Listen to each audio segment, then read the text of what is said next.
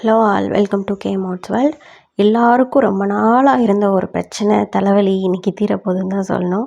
Stem ஸ்டிச்சில் எல்லாருக்கும் பார்த்தீங்க அப்படின்னா பெரிய பிரச்சனை என்ன அப்படின்னா, அந்த கர்வ் மாதிரி இருக்கிற இடத்துலலாம் அதை எப்படி கொண்டு வர்றது அந்த மாதிரி தெரியல.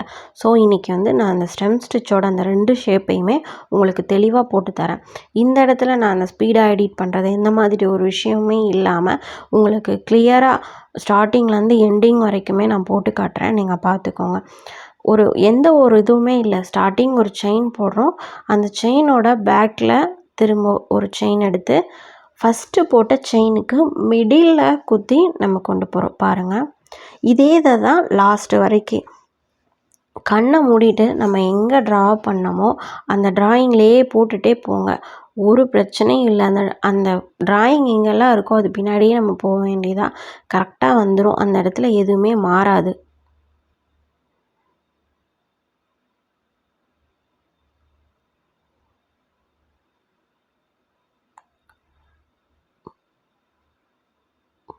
பாருங்கள், உங்களுக்கு எந்த இடத்துல கஷ்டமாக இருக்குது, எந்த இடத்துல உங்களால் மாற்ற முடியல, எந்த இடத்துல ரொட்டேட் பண்ணி கொண்டு வர முடியல அப்படிங்கிறத பாருங்கள். ஏன்னா மேக்ஸிமம் ஸ்டூடெண்ட்ஸ்க்கு இப்போ ஒரு 100 ஸ்டூடெண்ட்ஸ் ஜாயின் பண்ணுறாங்க அப்படின்னா ஒரு 95 ஸ்டூடெண்ட்ஸ்க்கு ஸ்டெம் போடுறதுக்கு கஷ்டமாக இருக்குது. ஏன் அப்படின்னா அவங்க ஸ்டார்டிங் போட போகிறது chain, back chain, double chain. அதுக்கப்புறமா அவங்க ஸ்டெம்முக்குள்ளே வரும்போது இவங்க முன்னாடி பார்த்த 3 ஸ்டிச்சுக்கையுமே இது ரொம்பவே வித்தியாசமாக வந்துடுது. அப்படிங்கிறப்ப ஸ்டார்டிங்லேயே இதை ஹேண்டில் பண்ணுற கஷ்டப்படுறாங்க. அதுதான் ஃபஸ்ட்டு ரீசன். எதனால் ஸ்டார்டிங்லேயே இந்த ஸ்டெம்மு கொஞ்சம் அப்புறமா கொடுத்துருந்துக்கலாம், ஏன் முன்னாடியே கொடுத்தேன் அப்படின்னா உங்களுக்கு ப்ராக்டிஸ் ஆகணும். ஸ்டார்டிங்லேயே கஷ்டப்பட்டு ஒரு ஸ்டிச்சை அப்ளை பண்ணிட்டீங்க அப்படின்னா அதுக்கப்புறமா வர ஸ்டிச்சஸ்லாம் ரொம்பவே ஈஸியாக இருக்கும். அதுக்காக தான்.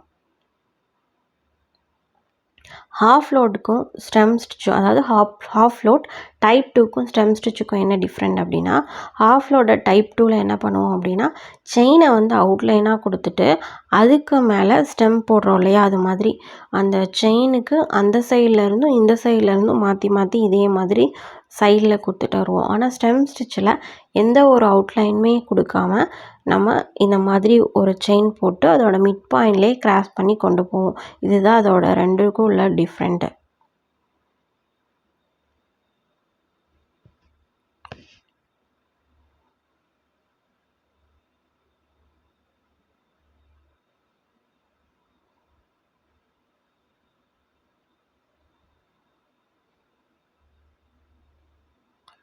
சுற்றி எவ்வளோ சுற்றி காட்ட முடியுமோ அவ்வளோ சுற்றி காட்டியிருக்கேன். எல்லாருக்கும் புரியும்னு நினைக்கிறேன். நீங்கள் பண்ணுற மிஸ்டேக் என்ன அப்படிங்கிறதையும் நான் சொல்லிடுறேன். இப்போ ஒரு செயின் போட்டிருக்கேன். அந்த செயினுக்கு ஒரு லாக் செயின் போட்டாச்சு. பின்னாடி கிராஸாக கொண்டு வர செயினை நீங்கள் ஒட்டி கொண்டு வராமல் என்ன பண்ணுறீங்க அப்படின்னா தள்ளி, அதாவது செயினுக்கு முன்னாடி தள்ளி கொண்டு வந்துடுறீங்க. அதுக்கப்புறமா அதை தொடர்ந்தே நீங்கள் கண்டினியூ பண்ணும்போது என்ன ஆகுது அப்படின்னா மிஸ்டேக் ஆகுது. ஸோ ஒரு தடவை நம்ம தள்ளி கொண்டு போகாமல் நம்ம போட்டுட்ருக்க ஸ்டிச்சில் ஏதோ ஒரு சேஞ்ச் தெரியுது, ஏதோ தப்புங்கிற மாதிரி தெரிஞ்சுது அப்படின்னா அதை ஸ்டார்டிங்லேயே லைட்டாக இழுத்து கழட்டி விட்டுட்டு திரும்ப உங்களோட ஸ்டிச்சை போட ஆரம்பிச்சிங்க அப்படின்னா பர்ஃபெக்டாக இருக்கும்.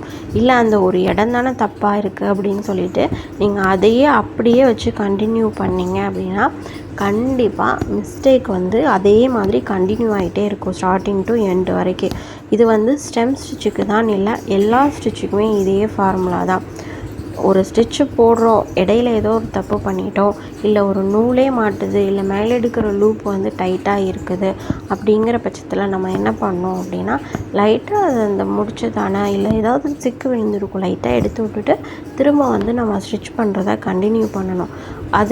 அதை விட்டுட்டு இந்த ஒரு இடம் தானே நம்ம அட்ஜஸ்ட் பண்ணிடலாம் அப்படின்னு சொன்னால் கண்டிப்பாக நம்ம எந்த ஒரு விஷயத்தை நம்ம ஸ்டிச்சிங்கில் கொண்டு வரணும்னு நினைக்கிறோமோ அந்த விஷயம் அதோட ஷேப்பே வராது, ஸ்ட்ரக்சரை இது மாற்றிடும். ஸோ நம்ம ஒர்க் பண்ணும்போது கொஞ்சம் பொறுமையாக ஒர்க் பண்ணணும். ஓகேவா?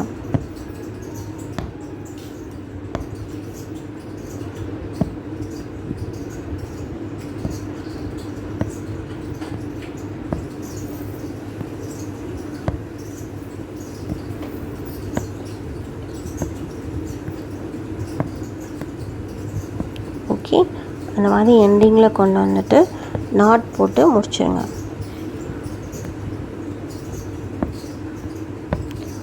பண்ணதுக்கப்புறம் நம்ம அடுத்த ஷேப் எப்படி ஒர்க் பண்ணுறதுன்னு பார்க்கலாம்.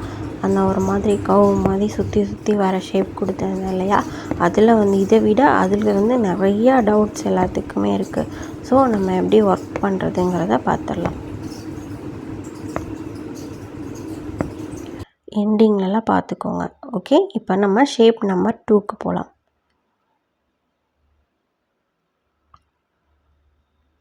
ஃபஸ்ட்டே உங்களுக்கு நான் தெளிவாக சொல்லிட்டேன்.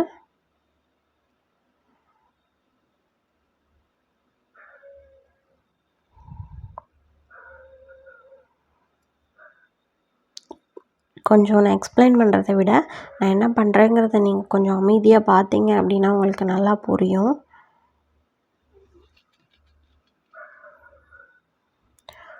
இதில் இன்னொரு ட்ரிக்ஸ் என்ன அப்படின்னா, நீங்கள் இப்போ நான் என்ன பண்ணிகிட்ருக்கேன், செயின் போட்டு லெஃப்ட்லேயே பேக் வந்துகிட்டே இருக்குல்ல, நீங்கள் ஒரு பாதியில் போய் உங்களுக்கு கஷ்டமாக இருக்குது, அந்த இடத்துல ஷேப் மாறிடுமோன்னு டவுட்டாக இருக்குது அப்படின்னா, ஒரே ஒரு தடவை லெஃப்ட்லேயோ இல்லை ரைட்லேயோ மாற்றி ரொட்டேட் பண்ணி ஸ்டிச் பண்ணிவிட்டு போட்டிங்க அப்படின்னா கரெக்டாக வரும்.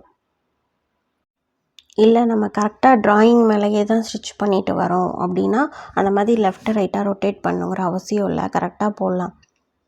இது ரொம்ப கஷ்டமாலாம் இல்லை. நம்ம என்ன பண்ணுறோம், நம்ம கொண்டு போகிற ஸ்டிச்சை ஒட்டி உங்களுக்கு அந்த திருப்புற இடத்துல தான் அந்த மாதிரி மிஸ்டேக் வருது. நீங்கள் என்ன பண்ணணும், அந்த இடத்துல திருப்பணுமே, அங்கே எப்படி போடணும் அந்த மாதிரியெல்லாம் யோசிக்காமல் நம்ம வரைஞ்சிருக்க ட்ராயிங், அதாவது பென்சிலில் போட்ட கோடு எங்கெல்லாம் போகுதோ அதிலெல்லாம் இந்த ஸ்டெப்பை தான் நம்ம யூஸ் பண்ண போகிறோம் அப்படிங்கிறத மைண்டில் ஃபிக்ஸ் பண்ணிவிட்டு பண்ணிங்க அப்படின்னா கண்டிப்பாக உங்களுக்கு ப்ராப்ளம் இருக்காது. ஓகேவா? கொஞ்சம் அவசரம் இல்லாமல் போடணும். ஸ்டார்டிங்கில் ஏதோ சொதப்பிடுச்சுங்கிறதுக்காக அப்படி டக்கு டக்குன்னு இது பண்ணிடக்கூடாது. ஓகேவா? நான் உங்களுக்கு இவ்வளோ க்ளோஸ்அப்பில் காமிச்சும் ஸ்டெம் ஸ்டிச்சு பார்த்தீங்க அப்படின்னா ரொம்ப பெருசாக, அதாவது ப்ராடாலாம் இல்லாமல் லைட்டாக ஒரு கோடு மாதிரி தான் இருக்குது. அப்போ கொஞ்சம் நான் டிஸ்டன்ஸை எடுத்து காமிச்சா அதோட அளவு எப்படி இருக்கும்னு பாருங்கள். அந்த மாதிரி தான் போடணும். நிறைய பேர் என்ன பண்ணுறீங்க அப்படின்னா, ஃப்ளாட் லோடிங் ஸ்டிச்சை கிராஸாக அப்ளை பண்ணால் இந்த மாதிரி இருக்கும், அதாவது லோட் ஸ்டிச் போட்ட மாதிரி போட்டுடுறீங்க.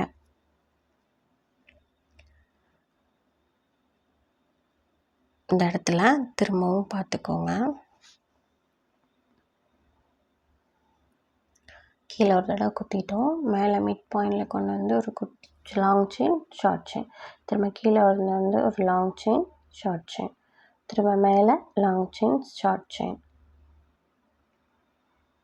இதையே தான் போட போகிறோம். இப்படியே இந்த கோட்டு மேலேயே கொண்டு வந்து திருப்பி அந்த இடத்துல முடிச்சிருங்க. அந்த கர்வ் மாதிரி வர இடத்துல முடிச்சுட்டு குட்டியாக ஒரு நாட் கூட போட்டுக்கோங்க, உங்களுக்கு ரொம்ப கஷ்டமாக இருக்குன்னு போட்டுட்டு திரும்ப உங்களோட ஒர்க்கை ஸ்டார்ட் பண்ணலாம். ஓகேவா? அப்படி இல்லை இதே மாதிரியே தான் போடுறேன் அப்படின்னா அந்த இடத்துல என்ன ஆகும் அப்படின்னா பெருசாக, அதாவது என்னது, லோட் ஸ்டிச் மாதிரி ஆயிரும். ஸோ நீங்கள் அந்த மாதிரி ரவுண்ட் பண்ணி முடிச்சுட்டு நாட் போட்டு நான் திரும்ப ஃபஸ்ட்லேருந்து தான் எடுத்து ஒர்க் பண்ணுறேன் பாருங்கள்.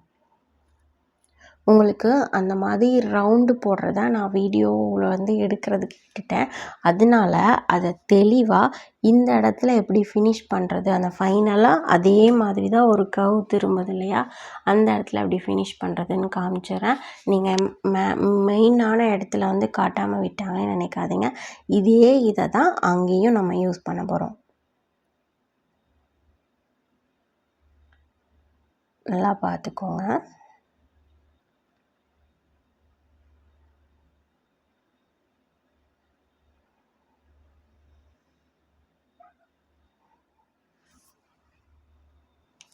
அந்த கர்வ் மாதிரி இருக்கிற இடத்துல இந்த மெத்தடை தான் அந்த இடத்துல யூஸ் பண்ண போகிறோம்.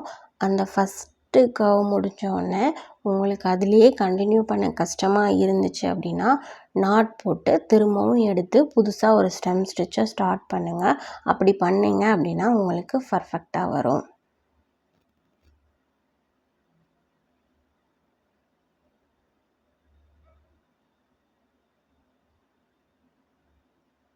ஓகே, இப்போ நாட் போட்டு நம்மளோட ஒர்க்கை ஃபினிஷ் பண்ணிக்கலாம். ஓகேவா? தேங்க்ஸ் ஃபார் வாட்சிங்.